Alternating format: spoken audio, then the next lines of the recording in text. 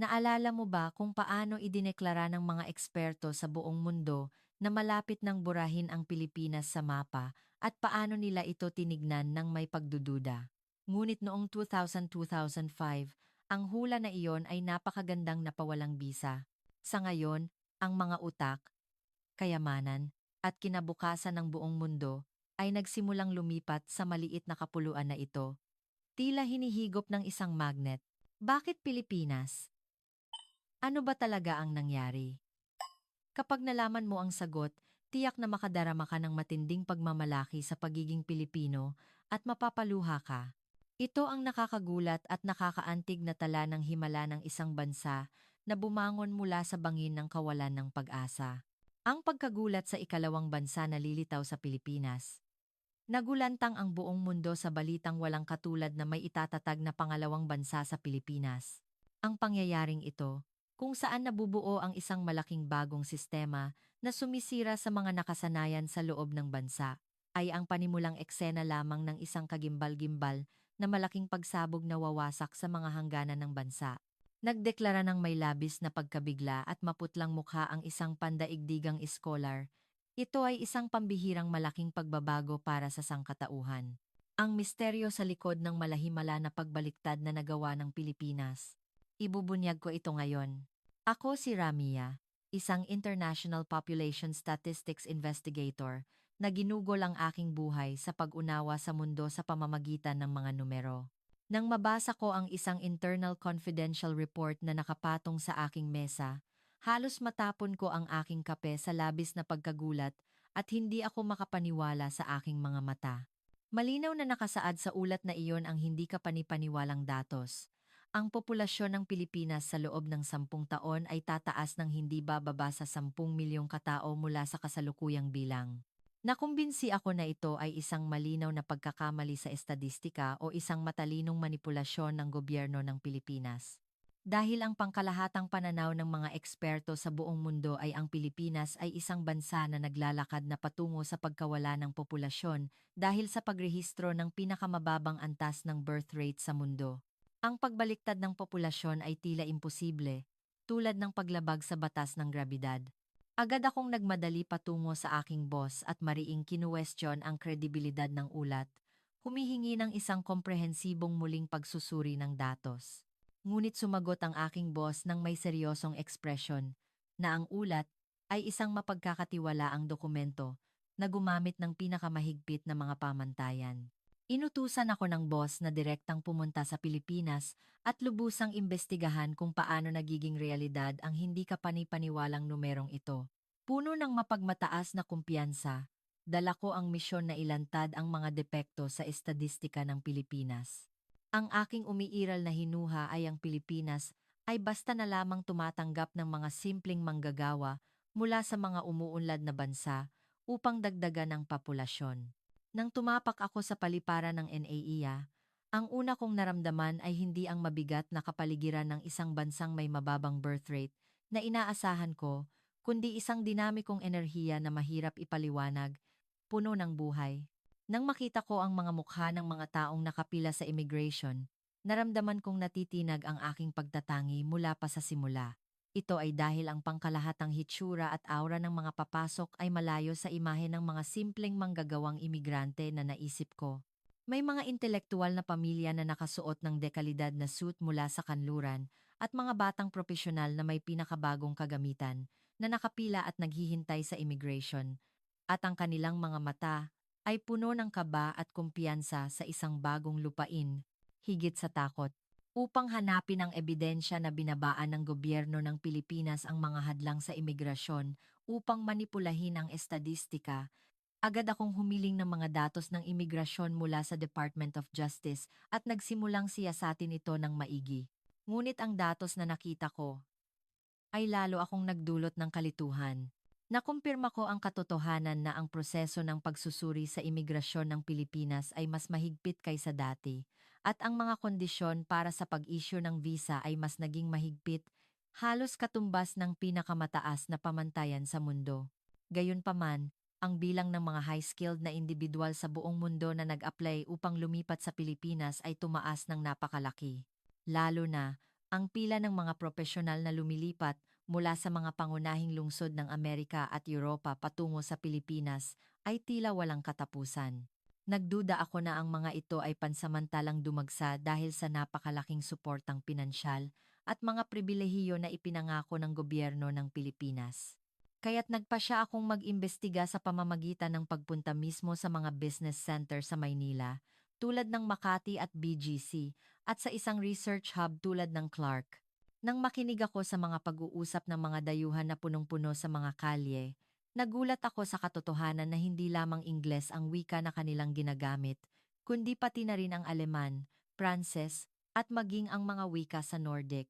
Ang tanawin ng mga ito na nakaupo sa mga cafe ng Pilipinas, natural na nagtatalakay ng negosyo, ay naging isang matinding pagkabigla para sa akin. Ang pinakamalaking pagkabigla na hinarap ko habang nagpapatuloy ang investigasyon ay ang mga pangalan na natagpuan ko sa listahan ng mga dayuhan na lumipat sa Pilipinas ay mga elite na kilala sa buong mundo sa akademya at industriya. Ang mga nagtapos mula sa prestihiyosong universidad sa London at mga may PhD na nagsasagawa ng mga makabagong proyekto sa Max Planck Institute ng Germany, ay lumipat sa mga hindi kilalang startup at research institute ng malalaking korporasyon sa Pilipinas. Umaabot sa libu-libo ang mga kaso. Nakumbinsi ako na ito ang resulta ng pagbili ng gobyerno ng Pilipinas sa mga talento sa buong mundo sa pamamagitan ng paggamit ng pambansang pondo at nagsimula akong lubusang ilantad ang mga kondisyon ng pagkuha ng mga korporasyon at ang mga subsidiya ng gobyerno. Ngunit ang resulta ng aking investigasyon ay lalo akong nagdulot ng pagkabahala. Nalaman ko ang katotohanan na ang karamihan sa kanila ay kusang pumili sa Pilipinas habang tumatanggap ng mas mababang suweldo kaysa sa natatanggap nila sa kanilang sariling bansa. Hindi ko maipaliwanag sa lohika ng ekonomiya kung bakit ang isang innovative engineer na nagtapos sa Google na garantisado ng bilyon-bilyong yen na suweldo sa Silicon Valley ay lumipat sa isang Artificial Intelligence Research Institute sa Pilipinas na may suweldo na hindi man lang umabot sa kalahati nito. Inisip ko na ito ang resulta ng advanced psychological warfare o propaganda na inilunsad ng bansa at nilapitan ko sila upang iparamdam sa kanila kung gaano kahirap ang aktwal na buhay sa Pilipinas. Ngunit ang maraming elite na imigrante na nakilala ko ay tumingin sa akin nang may awa at mariing sinabi na ang halaga na natagpuan nila sa Pilipinas ay higit pa sa numerong nakasulat sa bank account. Pinuri nila ng sabay-sabay ang infrastruktura at serbisyo ng administrasyon ng Pilipinas at higit sa lahat, ang pagiging tapat at malasakit ng mga mamamayan ay nagpataas sa kalidad ng kanilang buhay ng ilang antas kumpara sa kanilang sariling bansa. Inisip ko pa rin na sila ay naloloko sa magandang panlabas na anyo ng Pilipinas at lihim akong tumatawa sa loob-loob na ang tipikal na kultura ng kolektibismo at mahigpit na hierarchical na relasyon sa lipunan ay mabilis silang mapapagod. Ngunit habang tumatagal, lalong tumataas ang kalidad ng populasyon na pumapasok sa Pilipinas. At ngayon, nakita ko na ang mga paggalaw kung saan hindi lamang individual na migrasyon, kundi pati na rin ang buong malalaking research institute at venture capital ay naglilipat ng kanilang punong tanggapan sa Pilipinas. Ang pangkaraniwang kaalaman sa demografiya na pinaniwalaan ko ay ganap na natunaw sa malaking hurno na ito ng Pilipinas. At nagsimula akong makaramdam ng matinding krisis na mawawalan ako ng kwalipikasyon bilang isang investigador kung hindi ko matutuklasan ang tunay na puwersa sa likod ng fenomenong ito. Upang mas mapatunayan ang katotohanan ng datos na nakita ko, nagpasya akong bumisita sa isang malaking research institute sa Filipino Innovation Hub, kung saan nakapaloob ang mga advanced na teknolohiya ng Pilipinas. Doon, nakilala ko si Mr. Marcos, isang pandaigdigang inhinyero na dating nagdisenyo ng mga makabagong teknolohiya para sa autonomous driving sa isang kumpanya ng kotse sa Germany. Siya ay nagtatrabaho ngayon bilang isang senior researcher sa isang kumpanya sa Pilipinas. Nagtanong ako sa kanya ng isang matalas at walang galang na tanong. Bakit mo iniwan ang magandang kapaligiran at mataas na sweldo at nagpakahirap ka pa sa isang isla sa Asya, ang Pilipinas? Ngumiti si Marcos nang marinig ang aking tanong at itinuro ang tanawin ng hub sa labas ng bintana.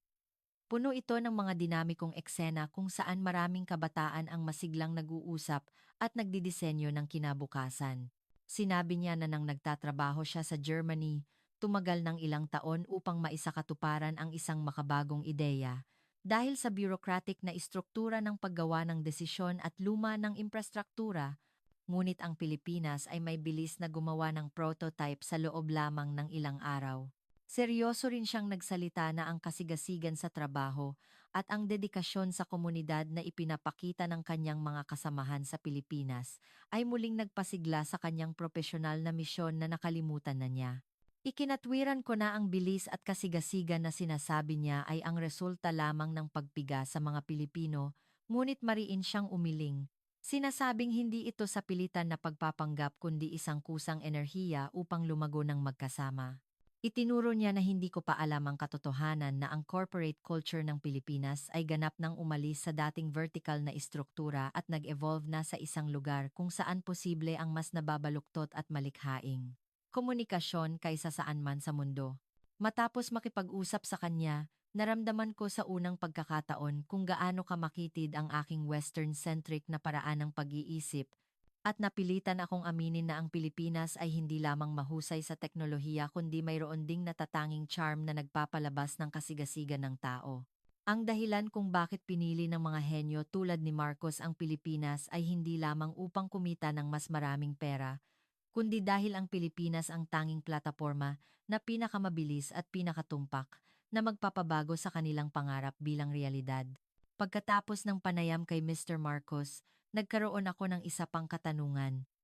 Maaari ba talagang magpasya na ilipat ang buong buhay ng pamilya sa Pilipinas sa pamamagitan lamang ng kahusayan sa trabaho? Nakilala ko si Dr. Ellen, isang bioengineer mula sa France na may magandang kinabukasan, at nagpasya akong alamin ang malalim na dahilan kung bakit siya lumipat sa Pilipinas kasama ang kanyang dalawang maliliit na anak. Inamin niya na ang buhay sa Paris ay mukhang maganda sa labas, ngunit ang totoo, araw-araw ay parang naglalakad siya sa itaas ng salamin dahil sa takot sa terorismo, mataas na antas ng krimen, at ang pagbagsak ng pampublikong sistema ng edukasyon. Namula ang mata ni Dr.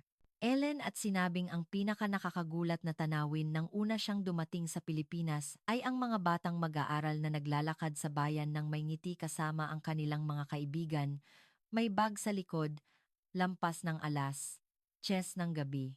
Ang ordinaryo ngunit kahangahangang antas ng katiwasayan na ito, na hindi niya kayang isipin sa sarili niyang bansa, ay mas malaking halaga para sa kanya kaysa sa anumang pinansyal na gantimpala. Ipinaliwanag niya na nakita niya ang malaking halaga sa sistema ng edukasyon ng Pilipinas na hindi lamang mahigpit sa kompetisyon, kundi may pinakamahusay na kapaligiran para sa mga bata na mag-aral at mga guro na may mataas na kalidad.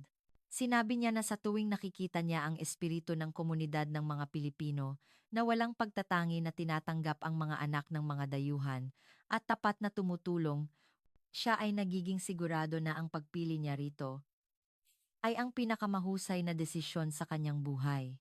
Nang marinig ko ang kanyang kwento, napagtanto ko na ang problema ng mababang birth rate ng Pilipinas, na naiintindihan ko lang sa pamamagitan ng mga numero ng estadistika, ay pumasok na sa isang ganap na bagong yugto dahil sa mataas na kalidad ng populasyon na pumapasok mula sa labas.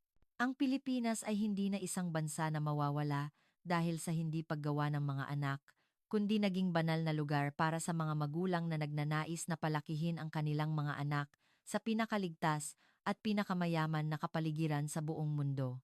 Idiniin ni Dr.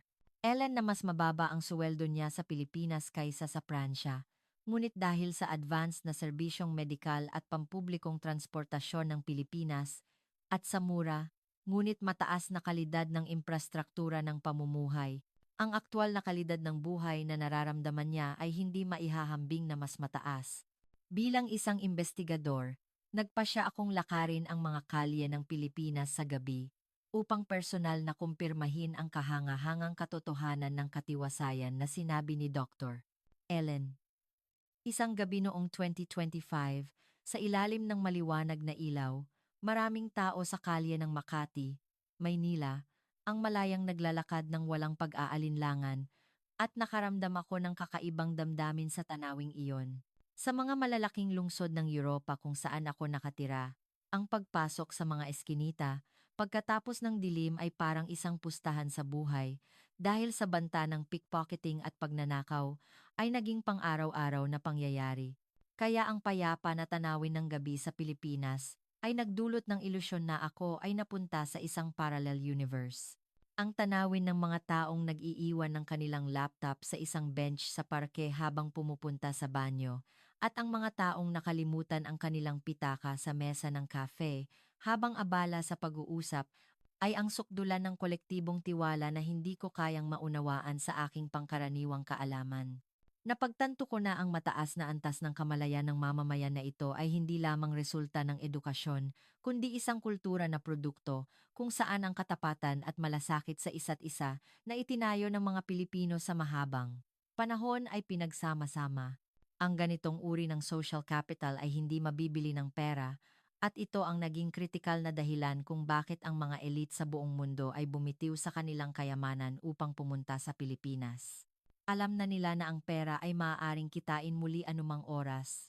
Ngunit ang kalayaan na makalakad ng ligtas ang kanilang pamilya sa gabi at ang hindi maging target ng krimen ang kanilang mga anak ay isang pribilehiyo na tanging sa Pilipinas lamang matatamasa. Nang makita ko ang mga pamilya ng dayuhan na nakikihalubilo sa mga Pilipino sa isang sulok ng parke, nagkakalat ng kanilang pagkain at nagtatawanan, naisip ko na ang pagtaas ng populasyon ng Pilipinas ay hindi lamang isang pagtaas sa numero kundi ang paglaganap ng isang bagong pamantayan na dapat hangarin ng sangkatauhan. Ang infrastruktura ng Pilipinas ay world-class, ngunit nang makumpirma ko ang katotohanan na ang nagtataguyod sa infrastruktura na iyon ay ang mainit na puso at mataas na moralidad ng mga tao, gumuho ang pagmamataas na nararamdaman ko bilang isang investigador. Nalampasan na ng Pilipinas ang krisis sa pagkawala ng populasyon at nagtatag ng isang malakas na tatak bilang ang pinakamasarap na bansa na tirhan sa buong mundo, at ang lakas ng tatak na iyon ay naging isang malaking gravity na humihigop sa talino ng buong mundo. Suminghap ako sa hangin ng gabi at naramdaman ko na ako ay nakatayo sa sentro ng nakakaantig na kwento kung paano umaabot sa buong mundo ang kamanghamanghang resilience at pagtanggap ng Pilipinas. Pinalawak ko pa ang saklaw ng aking investigasyon at nagsimula ng isang masusing comparative analysis sa sitwasyon ng pinakamalapit na kapitbahay ng Pilipinas. Ang kapitbahay na iyon ay gumastos din ng malaki sa pamamagitan ng pag-aanunsyo ng malaking pagpapagaan sa regulasyon at isang groundbreaking na patakaran sa liberalisasyon ng imigrasyon upang lutasin ang malubhang pagbaba ng populasyon at kakulangan sa lakas paggawa. Gayunpaman, ang mga resulta na ipinakita ng International Population Statistics Data ay malinaw na naghihiwalay sa kapalaran ng dalawang bansa. Nagulat ako sa punto na ang karamihan sa mga imigrante na pumapasok sa kapitbahay ay mga low-wage laborers na nagtatrabaho sa mga convenience store, construction site o sa mga simpleng trabaho sa kanayunan. Habang ang mga papunta sa Pilipinas ay mga core innovative talent na nangunguna sa mga research institute, advanced na industriya at aerospace sector ng buong mundo. Upang ilantad ang pangunahing dahilan kung bakit ang ultra-elite ng buong mundo ay pumipili lamang sa Pilipinas at hindi sa kapitbahay, sa kabila ng magkatulad na kondisyon ng heograpiya, nakilala ko si Ginoong Ajin, isang henyong software engineer, mula sa India na lumipat kamakailan sa Pilipinas, matapos magtrabaho sa isang malaking korporasyon sa kabisera ng kapitbahay. Ibinunyag ni G. Ajin na ang buhay sa kapitbahay ay mukhang napakasistema sa labas, ngunit kung titingnan mo sa loob, dumanas siya ng matinding pag-iisa at kalungkutan gabi-gabi dahil sa kakaibang saradong kapaligiran ng lipunan na nagtatrato sa mga dayuhan bilang hindi kailanman magiging bahagi ng lipunan, nagtatayo ng mga hindi nakikitang pader. Sinabi niya na hindi niya maalis ang pakiramdam na ang lipunan ng kapitbahay ay tinitingnan ang mga dayuhang manggagawa bilang mga accessory o kasangkapan lamang upang punan ang kakulangan sa tao at hindi kailanman tinatanggap sila bilang isang tunay na miyembro ng komunidad, at nagpakita siya ng isang mapait at malungkot na ekspresyon. Sa kabilang banda, ang damdamin na naramdaman niya mula sa unang araw na dumating siya sa Pilipinas ay isang malakas na pagmamalasakit na kakaiba, at labis siyang naantig sa bukas na saloobin ng mga Pilipino na hindi lamang nagtataka sa kakaibang kultura ng mga dayuhan, kundi aktibong tinatanggap at natututo mula rito. Sinabi niya na ang mga Pilipino ay tumutulong sa mga dayuhan, na naliligaw ng landas na tila ito ay kanilang sariling problema, at hindi lamang nagpapakita ng kabaitan kundi masayang iniimbitahan ang mga dayuhan sa kanilang magagandang espasyo at komunidad, nakikipag-inuman at tinatrato sila na parang kapatid o pamilya. Ang mainit na malasakit na ito ng mga Pilipino at ang tapat na saloobin na nagtatrato sa tao bilang layunin at hindi kasangkapan ang naging kritikal na dahilan kung bakit siya nanatili sa Research Institute ng Pilipinas. Ito ay isang natatanging sandata ng Pilipinas na hindi kailanman kayang gayahin ng malamig na kultura ng manual ng kapitbahay. Idinagdag din ni G.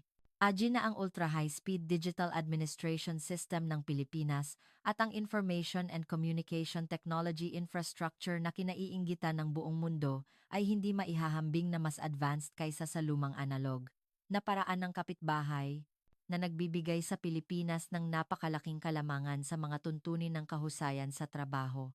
Sa pamamagitan ng kanyang kwento, mariin kong napagtanto na ang tagumpay o kabiguan ng isang patakaran sa populasyon ay hindi nakasalalay sa pisikal na antas ng pagpapababa, ng mga hadlang sa pag-i-issue ng visa o pagsuporta sa pinansyal na tulong, kundi sa lalim ng cultural maturity at civic consciousness ng bansa na handang tanggapin ang mga imigrante bilang tunay na tao at kasamahan.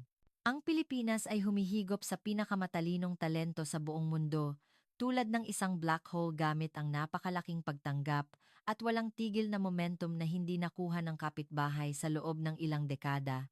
At ito ay naging kritikal na differentiating factor na nagpalawak sa agwat ng kapangyarihan sa pagitan ng Pilipinas at ng kapitbahay ng hindi na mababawi. Naranasan ko ang aking pandaigdigang pananaw na ganap na gumuho habang pinagmamasdan ko kung anong positibong epekto ang ibinibigay ng mga elite na dumating sa Pilipinas sa pangkalahatang lipunan ng Pilipinas. Higit pa sa personal na kasiyahan. Kung ang nakaraang modelo ng imigrasyon ay nagbigay diin sa mga negatibong aspeto ng pag-agaw ng trabaho ng mga lokal at pagtaas ng gastos sa lipunan, ang fenomenong nangyayari ngayon sa Pilipinas ay may ganap na kabaligtaran na aspeto. Ang mga henyo mula sa buong mundo ay nakikipagtulungan sa mga mahuhusay na Pilipino upang makagawa ng mga revolusyonaryong resulta na nagpapamangha sa mundo sa larangan ng artificial intelligence, quantum, at aerospace na nagpapalawak sa ekonomiya ng Pilipinas sa isang walang uliran na antas. Ang napakalaking buwis na binabayaran ng mga elite na imigrante na ito at ang mga industriya na may mataas na halaga na kanilang nililikha ay lalong nagpapatatag sa sistema ng kapakanan ng Pilipinas na lumilikha ng isang virtuous cycle na muling nagpapalakas sa kagustuhan ng mga Pilipino na magkaanak. Bumisita ako sa isang international school sa Pilipinas at nakita ko ang mga bata ng iba't ibang lahi na nag-aaral sa Filipino at naglalaro ng magkasama, at ang mga batang iyon ay hindi na mga dayuhan kundi lumalaki bilang mga marangal na mamamayan na magdadala sa kinabukasan ng Pilipinas. Ang mga magulang na Pilipino ay tinatanggap pa nga ang katotohanan na ang kanilang mga anak ay nag-aaral at nagkakaroon ng global na pananaw kasama ang mga anak ng mga dayuhan. At ang ganitong bukas na saloobin ay nagpapabago sa lipunan ng Pilipinas na lalong nagiging malusog at masigla. Nagsimula akong makaramdam ng matinding pagkamangha kung paano nagawa ng Pilipinas na bumuo ng isang mapayapa at malikhaing multicultural society, habang ang lipunan sa kanluran ay nagdusa sa matinding salungatan at kaguluhan dahil sa isyu ng imigrasyon. Ito ay isang malahimala na pagkakaisa na ginawa sa pamamagitan ng pagpapalit ng espiritu ng bayanihan ng mga Pilipino sa pagtanggap na hindi natatakot sa pagbabago, na may kasamang tradisyonal na hospitalidad at malasakit. Lahat ng teorya ng demografiya na alam ko ay naging walang silbi sa harap ng malaking laboratorio na ito na tinatawag na Pilipinas. At nagsimula akong mag-isip na baka ang numerong 5 milyong pagtaas ng populasyon ng Pilipinas na nakasulat sa ulat ay underestimated pa. Ang Pilipinas ay nagpapakita ng solusyon sa krisis sa populasyon na kinakaharap ng buong mundo sa pinakamalikhain at makataong paraan, at naramdaman ko ang hindi maipaliwanag na panginginig bilang isang saksi na nakasaksi sa makasaysayang sandali na iyon. Nang umupo ako upang isulat ang ulat ng pagbabalik pagkatapos tapusin ang lahat ng investigasyon, Labis akong nagsisi kung gaano kahiya-hiya ang pagmamataas at pagtatangi na dala ko nang una akong dumating sa Pilipinas. Ang Pilipinas ay hindi isang bansa na nababawasan ang populasyon at mawawala, kundi naging pugad ng sangkatauhan kung saan nagtitipon ang mga tao na may pinakamatalinong puso sa buong mundo upang magtanim ng bulaklak ng isang bagong sibilisasyon. Ang Pilipinas na nasaksihan ko ay naglalakad sa isang dakilang paglalakbay ng paglutas sa mga problema ng pag-iisa, salungatan, at katiwasayan na nararanasan ng buong mundo sa pamamagitan ng pagkakasundo ng natatanging malasakit ng Pilipinas at advanced na teknolohiya.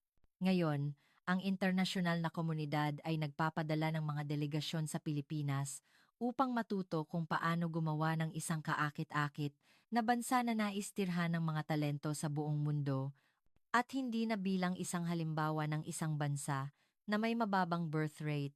Noong 2025, ang pagbaliktad ng populasyon ng Pilipinas ay hindi isang aksidente sa estadistika, kundi isang hindi maiiwasang resulta na kinikilala ng buong mundo, ang mahusay na civic consciousness at pambansang impluensya na itinayo ng mga Pilipino. Sa konklusyon ng ulat, mariin kong idineklara, ang Pilipinas ay ang tanging bansa na nalampasan ang krisis sa demografiya ng pinakamatindi, at ang malaking paglipat ng mga elite sa buong mundo ay magpapatuloy sa loob ng ilang dekada. Lalo pang yayaman ang mga bayan ng Pilipinas. At ang wikang Filipino ay poposisyon bilang wika ng kaalaman na dapat matutunan ng mga intelektuwal sa buong mundo. Ang karaniwang sinabi ng maraming imigrante na nakilala ko ay, "Hindi ako tinrato ng Pilipinas bilang isang simpleng manggagawa, kundi tinrato ako bilang isang taong may dignidad." Ang simple ngunit malakas na sikolohiya na ito ang nagdala sa Pilipinas sa sentro ng mundo, at ako ngayon ay makatitiyak.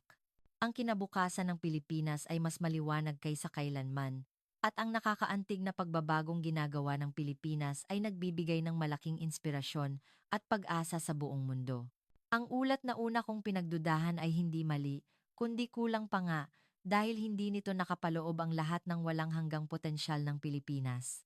Ang Pilipinas na nasasaksihan natin ngayon ay hindi lamang isang economic superpower o cultural powerhouse, kundi ito ay huling kuta kung saan makakahanap ng kapayapaan ang kaluluwa ng mga tao sa buong mundo at nakatayo bilang pamantayan ng kinabukasan. Ang solemn ninahanay ng mga elite sa buong mundo na bumibitiw sa lahat ng kanilang pribilehiyo at nagtutungo sa Pilipinas ay ang pinakamalakas na karangalan na nagpapatunay kung gaano kadakila ang moral na autoridad at social safety net ng bansa. Sa bawat sandali ng krisis, lalong naging matatag ang Pilipinas at nalampasan din ang krisis sa populasyon na ito sa pamamagitan ng natatanging pagtanggap at pagbabago, nagpapakita ng isang bagong daan ng kaligtasan sa buong mundo. Ngayon, tinitingnan natin ng may pagmamalaki ang mundo na binago ng Pilipinas at naghihintay tayo ng may kaba na makita kung gaano kakahangahangang kasaysayan pa ang isusulat ng dakilang likas na lakas na ito sa loob natin. Sa pamamagitan ng kwentong ito, buong puso nating natutunan na ang tunay na kapangyarihan ay nakatago sa pagmamahalan sa kapwa kung saan nagtitipon ang mga tao. Habang naghihintay ako sa eroplano upang bumalik sa bahay pagkatapos tapusin ang aking misyon bilang isang investigador, tahimik kong binabasa muli ang ulat na katatapos ko lang isulat sa labi ng paliparan. Wala ni isang salita ng malamig na pagtatangi na dala ko bago ako pumunta sa Pilipinas. Sa halip, ang nakasulat ay isang tala ng puso na hindi kailanman masusukat sa mga numero. Ang nakapanlulumong hula na sinabi ng mga eksperto sa buong mundo, sa simula na malapit nang mawala ang Pilipinas sa mapa ay nginingitian ko na ngayon at pinabulaanan.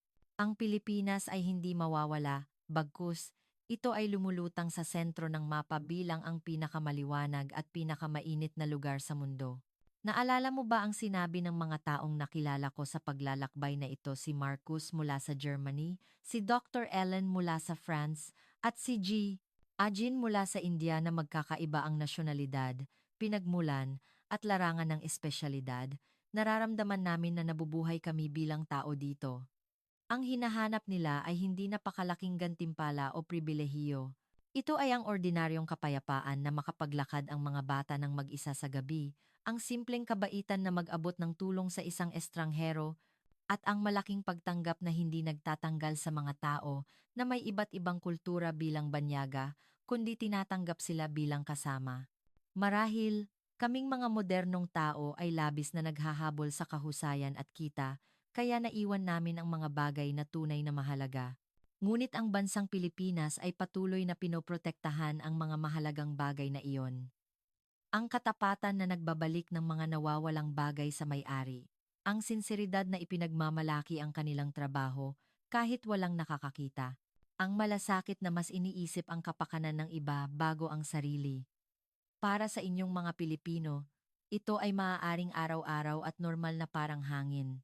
Ngunit para sa mga taong hinipan ng malamig na hangin ng mundo, ang normal na iyon ay isang tanawin na nakakaantig at malahimala.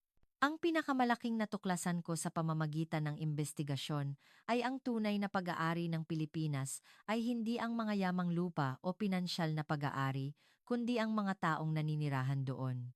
Tulad ng naging malinaw sa paghahambing sa kapitbahay, gaano man kaganda ang gusali at gaano man kaayos ang sistema, kung walang mainit na puso na dumadaloy dito, hindi nito kayang akitin ang kaluluwa ng tao.